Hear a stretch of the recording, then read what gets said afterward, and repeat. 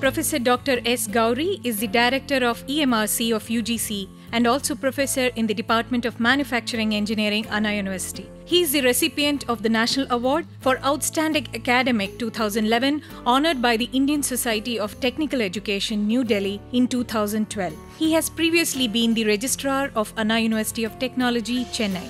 He received BE in Mechanical Engineering from Tyagarajar College of Engineering, Madurai, MTech in Production Engineering and PhD in Precision Machining in IIT Madras. He was awarded for his PG project work in IIT Madras. His main areas of interest are technical education system development, precision machining, rapid prototyping, FEA, biomedical engineering, medical image analysis, and shape memory alloys. He is a life member of ISTE, AMM, and SME of USA. He has been awarded with fellowships of research work done in surface engineering by NSF USA in 1992 and by NSTB Singapore in 1997 to 1999. He is a visiting faculty in India and abroad in many colleges and universities, including Nanyang Technological University, Singapore, Technical University, Weingarten, Stuttgart, Germany, and taught nanotechnology. He has traveled many countries, including Germany, UK, USA, Netherlands, Singapore, Spain, Switzerland, Malaysia, Brunei, and Australia for his academic works. In addition, he got international travel fellowships from UGC, AICTE, CSIR, and DST. He has successfully completed several projects in India and abroad. He has offered technical consultations in India and abroad to MNCs such as Sony of Japan, Pratt & Whitney of USA, GE of Singapore, iGel of Australia, and also to Railways Coach Factory, Chennai. He was a member of the Technical Expert Committee selected by DST to participate in the Indo-UK Manufacturing Engineering Colloquium held in January 2012. He headed the International Joint Project on Virtual Laboratories on Mechatronics, a real-time web-based project with partners from Julius Maximilian University, Würzburg, Germany, and the University of Madrid, Spain in 2005. He is holding an international patent for the work done in micromachining during his tenure in Singapore. He is a member and director of several Tamil Nadu government advisory boards.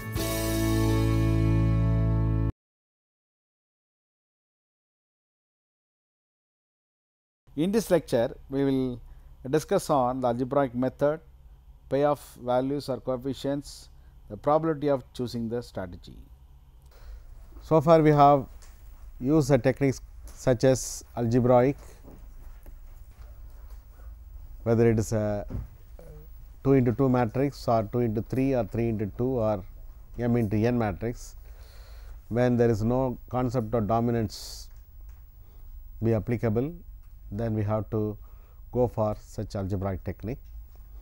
And in the algebraic technique, we made the inequalities based on the payoff for the player A and player B.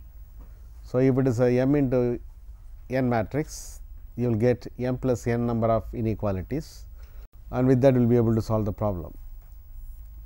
And another technique is this graphical technique or graphical method, and this method is applicable when the size of the matrix is either 2 into n or m into 2, that is 2 rows and n columns, or m rows and 2 columns. When it is not a 2 into 2 matrix, how will you solve a 2 into 2 matrix? Algebraic method easily. The method of Hartmann's, you can easily solve it in no time. But if it is rectangular, either 2 into n or m into 2, we have to go for algebraic technique when there is no concept of dominance applicable. But once you use the graphical method, you will find what will be the best strategies. Two set of strategies will be selected by the player who is having more than 2 strategies,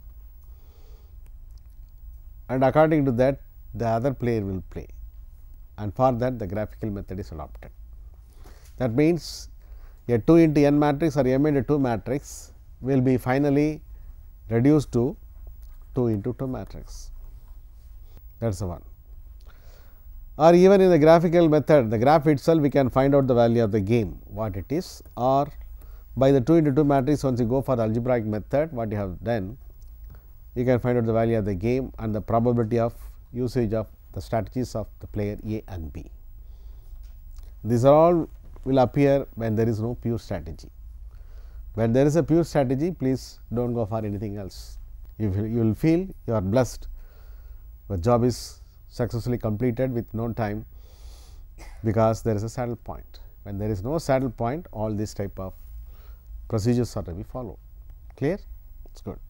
Okay, there are two players A and B, and the strategies for A are 2, and for the strategies of B there are 3 strategies, and the payoffs are 6, 20, 7 and 12, 15 and 10. Please check whether there is any saddle point. No saddle point. When there is no saddle point, we can go for algebraic, but here we should go for the graphical technique. Since there is no saddle point, there is no pure strategy, it is only a game of mixed strategy. When there is a mixed strategy, they use the probability of P1 and P2. Similarly, here there are probabilities. We know P1 plus P2 is equal to 1, or P1 is equal to 1 minus P2, or P2 is equal to 1 minus P1, and I am going to use this formula here. How to do that further? Now, what will be A's payoff for B's selection of 1, 2 and 3? That is the question. The previous one, if B selects the first strategy, A's payoff for B1 is equal to what? How will you calculate the payoff? What is the probability? P1 and P2, or P1 or 1 minus P1. What is the probability of using is P, and what is the payoff? 6. So, what is the payoff for the first strategy for A selection? 6P, and plus 20 P1, 20 P2, that is nothing but 1 minus P1. So, 6 P1 plus 20 minus 20 P1, that is equal to minus 14 P1 plus 20.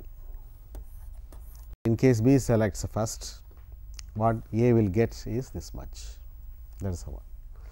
Like that, what A will get, A's payoff for B2,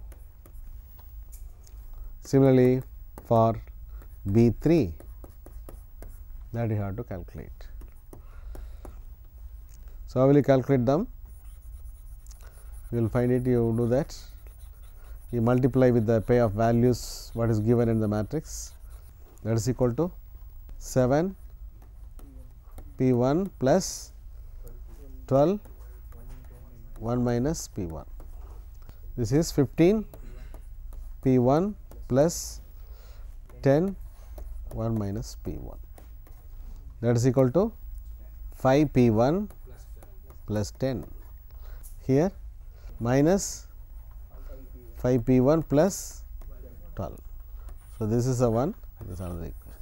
Now, we got a sort of a 3 equations. So, with these 3 equations and the probability value, we will plot in a graph.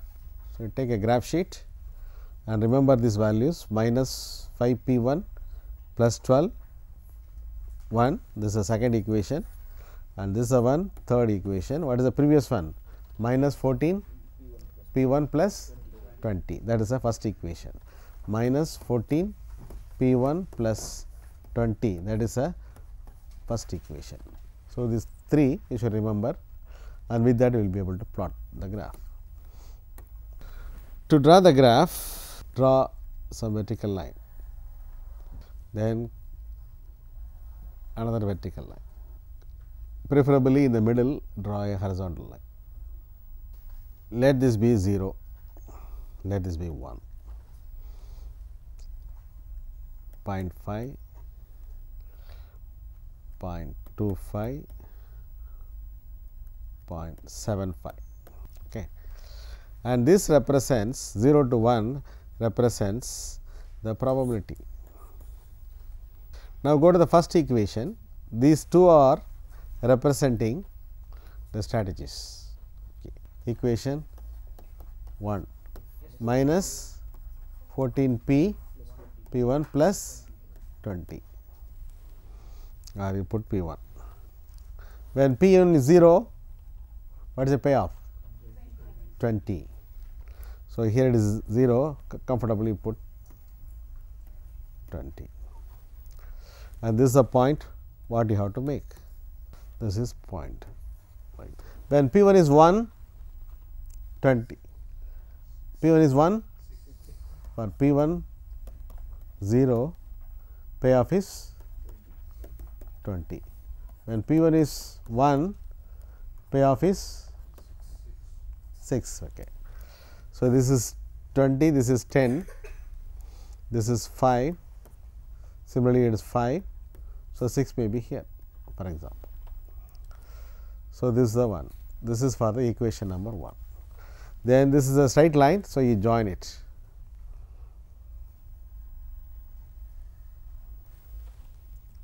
So, this is for B 1. In case B 1, the payoff what we will get is lying with this. Then go to the equation number 2. What is the equation number 2? Minus 5 p 1 plus 12. So, for p 1 0, payoff is value is 12. For p 1 1, that is equal to 7. So, 12 already have put 10, here it is 15, 12.5 or maybe 12 here, and next case it is 7, here you have put 6, no, 7 may be here. So, join the line. So, this is B 2. The next one, equation number 3, you put in a similar way, find out what is the payoff for p equal to 0 and p equal to 1 in the third equation. Equation 3, what is the equation 3? 5 p 1 plus 10. So, p 1 0, payoff is 10, when p 1 equal to 1, 15. So, p 1 0 is 10, and another is 15. So, 20 is here, this is 20, this is 10. So, 15 may be here, 15 is here. So, this is B 3. So, these are the lines which shows what the A's payoff if B selects a particular strategy, either 1 or 2 or 3. Now, A has to select probability of usage, and this player also will play according to that. So, these are all shown the different payoffs. A is a maximum player, he will try to maximize a minimum gain. So, how are the minimum gains allowed by B? Minimum gains are this one, this one, this one, as well as this, as well as this, as well as this. If you go above, that is a maximum. So, now he will use the probability in such a way that he will try to maximize the minimum gain. Among the minimum point here, here, here and here, there are 4 points, the maximum is lying here. So, that is a one will be taken and played, this played. So, this is falling, this is the probability value of probability p, and this is corresponding to the two strategies. What are the strategies? B 2 and B 3. This point of intersection is point, for example, you say point of intersection P I. So, the P I point of intersection is obtained by the intersection of B2 and B3, because that is a guaranteed one maximum player, he will also accept because they are rational players. This is how you have to find out. Simply say if there are row wise, row player is having only two strategies, only when there are two rows, select the maximum. The exam you should not get confused. Maximum, find out the minimum point, pick out the maximum or the minimum, that is the one. Then which strategies are forming that point of intersection, you select that strategy, and now the problem is reduced to 2 into 2 matrix, where for the B the strategies B2 and B3 will be allowed, he will not go for that. If it is a other matrix, there are only 2 columns and there are m number of rows, then go for opposite minimax, find out the maximum and in that what is the minimum, that will go to the next one. Now, the problem has been reduced to 2 into 2 matrix, where A has a given 2 strategies and B selects what are the strategies 2 and 3, and payoff values are 7, 15, 12 and 10. Now, find out the oddments values. 7, 15, the difference is 8, 12 and 10 it is 2.